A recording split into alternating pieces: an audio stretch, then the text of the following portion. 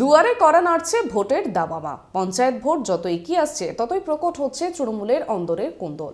চন্দ্রকোনা ২ নম্বর block Trinamool কংগ্রেসের block committee গঠনকে ঘিরে প্রকাশ্যে চলে এলো তৃণমূলের গোষ্ঠী কোন্দল, যা নিয়ে মুখ খুলেছেন চন্দ্রকোনা ২ নম্বর ব্লকের পঞ্চায়েত সমিতির সভাপতি তথা জেলা কমিটির সম্পাদক, তৃণমূলের উপপ্রধান সহ একাধিক টিএমসি নেতারা।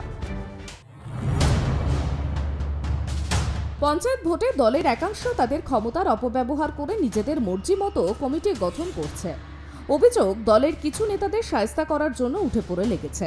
খোদ ব্লক কমিটিতে জায়গা পাওয়া এক নেতাও নতুন কমিটি গঠন নিয়ে প্রশ্ন তুলে ব্লক সভাপতি ও বিধায়কের বিরুদ্ধে সরব হয়েছেন। এমন চলতে থাকলে আগামী দিনে দলত্যাগের মতো ঘটনাও ঘটতে পারে, এমন ইঙ্গিত মিলেছে তৃণমূলের বিক্ষুব্ধ নেতার কথায়। আর এতেই ভোটের মুখে চরম অস্বস্তিতে শাসক দল।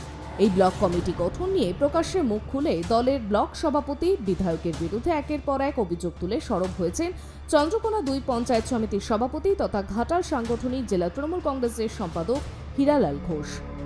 কি জানে আমাকে কে মেম্বার করেছে বা ব্লক কমিটি কিভাবে গঠন হয়েছে আমি তাও জানিনি। সোশ্যাল মিডিয়াতে দেখলাম গতকাল একটা খবর চারদিকে ঘোরাঘুরি করছে। আসলে কিছু মানুষ সম্পর্কে আমি একাধিকবার অভিযোগও করেছিলাম যে ক্ষমতা পেয়ে ক্ষমতার চূড়ান্ত অপব্যবহার, এভাবে কমিটি হয় না। কমিটি হলে সর্বস্তরের কর্মী, সর্বস্তরের যারা রেকগনাইজ লিডার, বুথ স্তর থেকে অঞ্চল, ব্লক, সর্বস্তরের কর্মীদের নিয়ে দেখে নিয়ে আলাপ আলোচনার মধ্যে করা উচিত ছিল। এবং সমস্ত পার্টি অফিসের তো আমরা এই ধরনের কোনো আলোচনাও হয়নি। সমস্ত গ্রাম পঞ্চায়েতের সভাপতিরাও জানেন, আমি ফোন করলাম, এই কমিটি হচ্ছে নিজের ইচ্ছা মতো, খেয়াল খুশি মতো ২-৩ জন বাস স্ট্যান্ডে বসে বসে নিজেরা কাকে হীরালালকে শায়েস্তা করতে হবে, একে শায়েস্তা করতে হবে, দল উচ্ছুনে যাক, এই মানসিকতা নিয়ে চলছে। আমরা সর্বস্তরে নেতৃত্বকে জানিয়েছি যে আমাদেরকে অন্ধকার দেখেই সব হচ্ছে। আমরা শুধু নয়, সাধারণ আপামর কর্মীরা কেউ খুশি নয়। যাদেরকে করা হয়েছে, কমিটির নামগুলো যেগুলো বেশি এসছে, তারা কি বলবে, কবে তৃণমূলের ঝান্ডা নিয়ে মিছিল করেছিল, সাধারণ মানুষ সমর্থকরা দেখেছিল কিনা, এলাকায় এলাকায় খোঁজ নিয়ে দেখুন তাদের সম্পর্কে ধারণা কি। এসব করে ভোট পঁয়তাল্লিশ কোনোদিন পার হওয়া যাবে না। সামনে বড় ইলেকশন, বিরোধীরা একেবারে নতুন উদ্যমে ঝাঁপিয়ে পড়েছে আমাদের ব্লকে। সেখানে কাউন্টার করতে গিয়ে আমাদের দলের কিছু নেতৃত্ব আমাদের দলের একাংশকে শায়েস্তা করার ষড়যন্ত্র করে যাচ্ছে। এর জায়গা থেকে কীভাবে আমরা মুক্তি পাবো, দল কীভাবে মুক্তি পাবে, সে দলের সর্বোচ্চ নেতৃত্ব ভাবে। ব্লকের ভগবানপুর ১ নম্বর গ্রাম পঞ্চায়েতের উপপ্রধান ইকবাল সরকার, ব্লকের প্রাক্তন ব্লক সভাপতি তথা পঞ্চায়েত সমিতির কর্মাধ্যক্ষ জগজিৎ সরকার থেকে তৃণমূলের অঞ্চল সভাপতি ওরফে নতুন ব্লক কমিটিতে সাধারণ সম্পাদকের পদ পাওয়া অসীম হাজরার মতো নেতারা কমিটি গঠন নিয়ে দলের ব্লক সভাপতি থেকে বিধায়কের বিরুদ্ধে একাধিক অভিযোগ তুলে সরব হয়েছেন। এমনকি দলের বেশ কিছু পুরনো নেতাকে কোণঠাসা করার জন্য সব রকম প্রচেষ্টা চালিয়ে যাচ্ছে বলে অভিযোগ তৃণমূলের এই বিক্ষুব্ধ নেতাদের।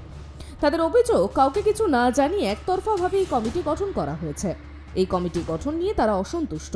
কমিটিতে এমন অনেককে জায়গা দেওয়া হয়েছে, তারা দলটা কবে করেছে কেউ জানে না। পুরনো নেতৃত্বদের কোণঠাসা করতেই একতরফাভাবে এই কমিটি গঠন করা হয়েছে বলে দাবি দলেরই পঞ্চায়েত সমিতির সভাপতি থেকে উপপ্রধান সহ একাধিক নেতৃত্বের। দলের পুরনো নেতৃত্বদের বঞ্চিত করে একতরফাভাবে দল পরিচালনা হলে আগামী দিনে দল ছাড়ার মতো পরিস্থিতি তৈরি হতে পারে বলে ইঙ্গিত দিয়ে রেখেছেন শাসক দলের বিক্ষুব্ধ নেতারা। জেলা থেকে রাজ্য নেতৃত্বকে একাধিকবার নালিশ জানিয়েও কোনো সুরাহা হয়নি বলেই অভিযোগ। গত সোমবার নতুন ব্লক কমিটি ঘোষণা করেন চন্দ্রকোনা ২ ব্লক তৃণমূল সভাপতি প্রসূন ঘোষ। আর এই কমিটি ঘোষণা হওয়ার পরই সোশ্যাল মিডিয়ায় তার বিরোধিতায় মন্তব্য করতে দেখা যায় তৃণমূলের এক উপপ্রধান থেকে অঞ্চল সভাপতি ওরফে এই কমিটিতে সাধারণ সম্পাদকের মতো পদ পাওয়া এক নেতাকেও। যদিও এই বিষয়ে চন্দ্রকোনা ২ ব্লক তৃণমূল কংগ্রেসের সভাপতি প্রসূন ঘোষ জানান, ব্লক কমিটি গঠনের আগে ব্লক থেকে অঞ্চল সমস্ত স্তরের নেতৃত্বদের সঙ্গে আলোচনা করে জেলা সভাপতির অনুমোদন নিয়ে তা ঘোষণা করা হয়েছে। নতুন কমিটি ঘোষণার সময় বলা হয়েছে, যদি কেউ বাদ পড়ে যায় পরবর্তী সময় আলোচনার ভিত্তিতে তাকে অন্তর্ভুক্ত করে নেওয়া হবে। এমনই বিতর্ক হওয়ার কথা নয়। এই নিয়ে প্রকাশ্যে মুখ খোলা মনে হয় দলের গাইডলাইনের বিরুদ্ধে কাজ। যারা প্রকৃত দলের পুরানো দিনের সৈনিক, তাদেরকে প্রায় একেবারেই অবাঞ্ছিতের তালিকায় রাখা হয়েছে। তাদেরকে কোনো রকম ঠাঁই দেওয়া হয়নি এবং নতুন কিছু মানুষ আসা, যারা ২০০০ সাল থেকে ২০২১ সাল পর্যন্ত কোনো নির্বাচনে অংশগ্রহণ করেনি, এমনও বহু মানুষ আছে। তাদেরকে, যারা অযোগ্য দলে, যাদের কোনো এই দলটা করার যোগ্যতাই নেই, মমতা বন্দ্যোপাধ্যায়ের নাম নেওয়ার পর্যন্ত যোগ্যতা নেই, তাদেরকে ঠাঁই দেওয়া হয়েছে এই কমিটি। এই কমিটির তীব্র বিরোধিতা করছে আমি।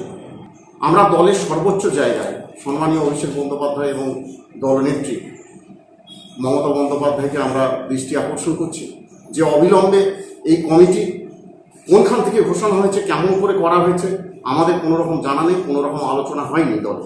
শুধুমাত্র কিছু নেতৃত্বকে মেলাইন করার জন্য এই ধরনের কাজ করা হচ্ছে। তবে কি পঞ্চায়েত ভোটের আগে গোষ্ঠী কোন্দলের জেলে চন্দ্রকোনার তৃণমূলের মধ্যে ভাঙন দেখা দেবে? এমনই প্রশ্ন ঘুরপাক খাচ্ছে চন্দ্রকোনা জুড়ে। প্রসঙ্গত, এর আগেও একাধিকবার চন্দ্রকোনায় তৃণমূলের গোষ্ঠী কোন্দল সামনে এসেছে। তৎকালীন সময়ে জেলা নেতৃত্ব কেবল উভয় পক্ষকেই সতর্ক করেই দায় সেরেছে। জেলা নেতৃত্ব এক বলে যাচ্ছেন, তার উল্টোটাই হচ্ছে, এমনও দাবি করে ক্ষোভ উগরে দিলেন পঞ্চায়েত সমিতির সভাপতি হীরালাল ঘোষ। পশ্চিম মেদিনীপুর থেকে শুভ চক্রবর্তীর রিপোর্ট, ট্রাইব টিভি।